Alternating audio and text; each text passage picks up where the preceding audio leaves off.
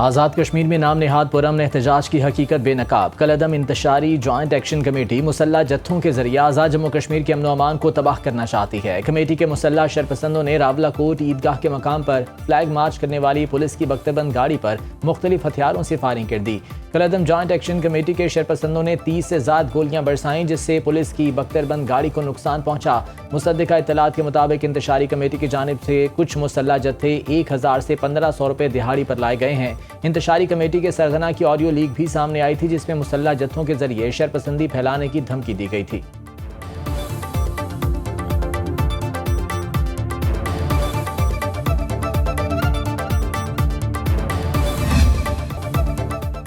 برطانیہ میں مظاہرے کے دوران نامناسب بیان دینے والے شیخ عمران نے معافی مانگ لی۔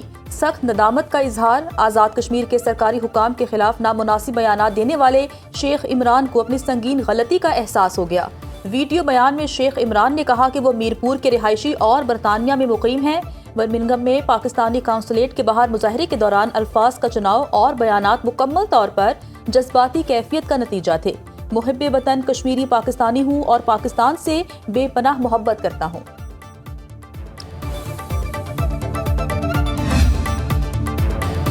Chairman Peoples Party Bilawal Bhutto نے آزاد کشمیر میں مظاہرین سے احتجاج ختم کرنے کی اپیل کر دی۔ کہا قانون ہاتھ میں لینے والے افراد خود کو حکام کے حوالے کریں۔ سیاسی شکایات اختلافات کا حل پرامن ذرائع سے نکالا جانا چاہیے۔ پیپلز پارٹی الیکشن کمیشن سے قبل از وقت جاری کیے گئے انتخابی شیڈول کو واپس لینے کا مطالبہ کر چکی۔ آزاد کشمیر میں بے چینی کشمیر کوز اور پاکستان کو نقصان پہنچا رہی ہے۔ صورتحال بھارت اسرائیل گٹھ جوڑ کو فائدہ اٹھانے کا موقع فراہم کر رہی ہے۔ اسلام آباد معاہدے پر دستخط کا قریب آ جانا تاریخی لمحہ ہے، ایسے وقت میں جب عالمی توجہ مضبوطی سے پاکستان پر مرکوز ہے۔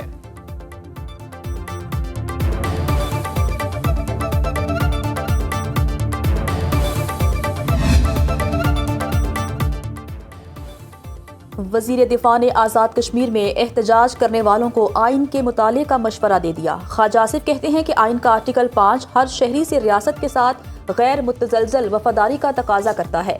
بات چیت کی ابتدا ریاست سے وفاداری اور مکمل اطاعت سے ہوتی ہے۔ سوشل میڈیا پر بیان میں خواجہ آصف نے کہا، آزاد کشمیر کے کچھ بہکے ہوئے بھائی کسی ایجنڈے پر چل رہے ہیں، انہیں آئین کو ضرور پڑھنا چاہیے۔ 50,000 تک تنخواہ لینے والوں پر کوئی ٹیکس نہیں ہے۔ جس کی تنخواہ 50,000 سے 1 لاکھ روپیہ ہے اس پہ 1% ٹیکس ہے۔ مہنگائی 38% کے اوپر تھی، انٹرسٹ ریٹ 22% کے اوپر تھا، کاروباری طبقہ پس کے رہ گیا تھا۔ کاش اس وقت آپ نے مساق معیشت کی بات مانی ہوتی جب شہباز شریف صاحب نے اسی ہاؤس میں کھڑے ہو کے کہا تھا ہم مقدمات بھگت رہے ہیں مگر میں پھر بھی پاکستان کی خاطر کھڑے ہو کے کہتا ہوں کہ آؤ مساق معیشت کریں، اس ملک کی عوام کو بچائیں۔ 50,000 تنخواہ لینے والے پر کوئی ٹیکس نہیں۔ بجٹ میں عوام کو ریلیف دیا، تنخواہ دار طبقے کا خیال رکھا گیا۔ وزیر اعظم نے تمام ایکسپورٹرز کے لیے سپر ٹیکس ختم کر کے دکھایا۔ وفاقی وزیر اطلاعات عطا طارر نے کہا کہ اپوزیشن میں رہ کر مساق معیشت کی پیشکش کی تھی، حکومت میں ہو کر بھی اپوزیشن کو بات چیت کا کہہ رہے ہیں۔ بانی پی ٹی آئی کہتے تھے کہ ملک ڈیفالٹ ہونے والا ہے، کوئی سرمایہ کاری نہ کرے۔ اپوزیشن نے بجٹ کی روز کاپیاں پھاڑ دیں۔ بجٹ پر احتجاج اور تنقید اپوزیشن کا حق ہے، مثبت اقدام کی تعریف ضرور ہونی چاہیے۔ 2 سال پہلے کوئی حکومت کرنے کو تیار نہیں تھا۔ شہباز شریف نے ریاست کو بچانے کے لیے سیاست کو قربان کیا۔ معاشی استحکام میں فیلڈ مارشل سمیت اداروں کا بھی کردار ہے۔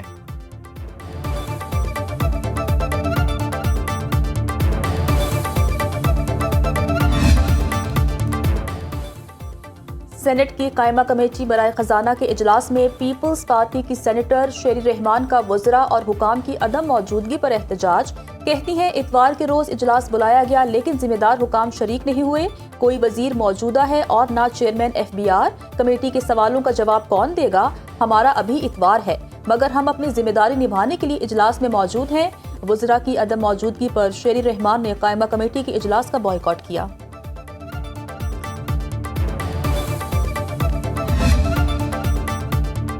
سیاسی رہنماؤں کا بجٹ پر تحفظات کا اظہار۔ سیکریٹری جنرل PTI سلمان اکرم راجہ نے بجٹ کو معاشی ایمرجنسی قرار دے دیا۔ کہا قرضوں کے ذریعے نظام چلانا پائیدار حل نہیں، بنیادی اصلاحات کے بغیر معاشی مسائل حل نہیں ہوں گے۔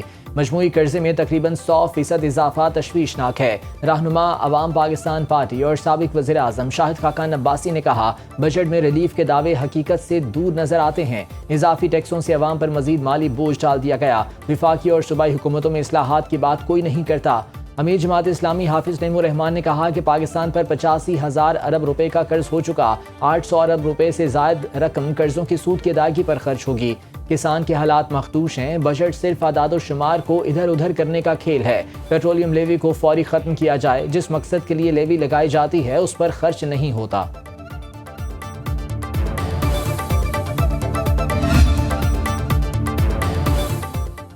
امریکہ ایران مفاہمتی یادداشت پر دستخط آج نہیں ہوں گے۔ ترجمان ایرانی وزارت خارجہ اسماعیل بقائی نے میڈیا ٹاک میں کہا، مفاہمتی یادداشت پر دستخط کرنے کے صحیح وقت کا انتظار کرنا چاہیے۔ ایرانی فوج نے بھی امریکی صدر ٹرمپ کا آج ڈیل پر دستخط ہونے کا دعویٰ مسترد کر دیا۔ پاسداران انقلاب کے مطابق ٹرمپ دستخط کی تقریب اپنی سالگرہ کی وجہ سے آج کرنا چاہتے ہیں۔ ٹرمپ اس موقع کو علامتی اہمیت دے کر ذاتی تشہیر کا پروگرام بنانا چاہتے ہیں۔ ایرانی فوج کے سینئر ترجمان بریگیڈیئر ریٹائرڈ جنرل ابو الفضل شکارجی نے کہا، امریکی صدر جنگ اور جاری بحرانوں سے نکلنے کا راستہ تلاش کر رہے ہیں۔ نعرے، ٹویٹس اور نفسیاتی جنگ امریکہ کے مسائل حل نہیں کر سکتے۔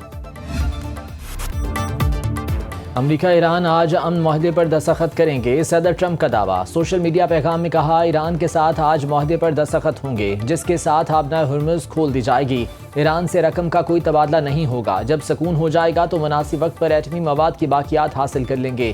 ایرانی نہ جوہری ہتھیار چاہتے ہیں نہ حاصل کر سکیں گے۔ اوباما کا معاہدہ جاری رہتا تو ایران اب تک ایٹم بم بنا چکا ہوتا۔ ایران کے ساتھ اب ہمارا تعلق پہلے سے مختلف اور بہتر ہوگا۔ ایران اور مشرق وسطیٰ کے ساتھ طویل عرصے تک کام کے منتظر ہیں۔ امید ہے یہ عمل جلد اور آسانی سے مکمل ہو جائے گا۔ اگر ایسا نہ ہوا تو ہمارے پاس آخری اور فیصلہ کن متبادل موجود ہے۔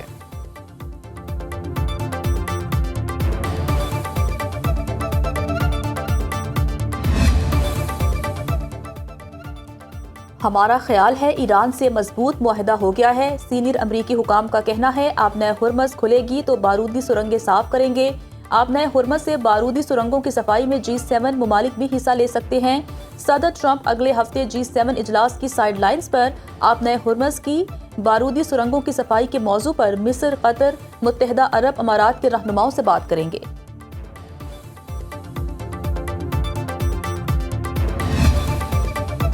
ایران نے افزودہ یورینیم کو امریکہ سے بچانے کی کوششیں تیز کر دیں، CNN کا دعویٰ۔ رپورٹ کے مطابق ایران نے ممکنہ طور پر بم بنانے کی صلاحیت والے یورینیم کے گرد بارودی سرنگوں کا جال بچھا دیا۔ یہ تقریباً 1.5 ٹن افزودہ یورینیم ہے اور اس یورینیم تک پہنچنا 1 ماہ پہلے کے مقابلے میں زیادہ مشکل ہو چکا۔ ماضی میں صدر ٹرمپ اشارے دے چکے ہیں کہ وہ امریکی فوج کو ایران میں گھس کر یورینیم کو قبضے میں لینے کا حکم دے سکتے ہیں۔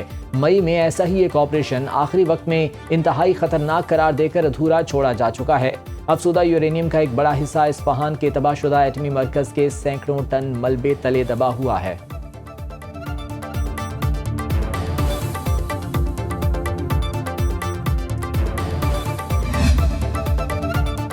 عالمی مارکیٹ میں خام تیل کی قیمتوں میں نمایاں کمی۔ برطانوی خام تیل 3% سے زائد سستا ہونے کے بعد فی بیرل قیمت $87 تک پہنچ گئی۔ امریکی خام تیل فی بیرل $85 کی سطح پر آ گیا۔ متحدہ عرب امارات کا مرمن کروڈ آئل 4% سے زائد سستا ہوا، فی بیرل $83 میں فروخت ہو رہا ہے۔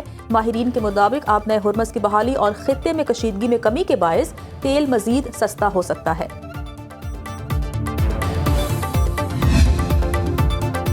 بھارتی احتجاج مسترد۔ امریکہ نے آبنائے ہرمز میں بحری جہاز پر میزائل حملے میں بھارتی اہلکاروں کی ہلاکت پر معذرت سے انکار کر دیا۔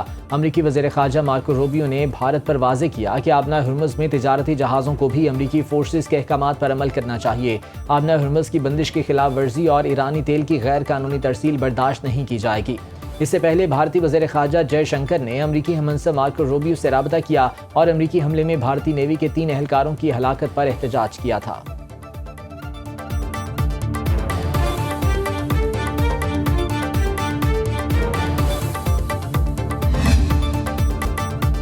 خالد مقبول صدیقی اور مصطفیٰ کمال آمنے سامنے۔ MQM میں اختیارات کی جنگ زور پکڑ گئی۔ مصطفیٰ کمال نے پریس کانفرنس میں کہا کہ سیاسی تاریخ میں پہلا لیڈر ایکسٹینشن مانگ رہا ہے۔ ہمیں بتاتے ہم آپ کو راتوں رات چیئرمین بنوا دیتے۔ ایکسٹینشن والا لیڈر قوم کو حقوق نہیں دلا سکتا۔ خالد مقبول صدیقی نے حیدرآباد میں خطاب کرتے ہوئے کہا کہ حقیقی کارکن وہی ہے جو مشکل وقت میں ساتھ کھڑا رہا۔ پارٹی میں کس کی اہمیت زیادہ ہے یا کم، اس کا فیصلہ کوئی فرد نہیں، پارٹی کرے گی۔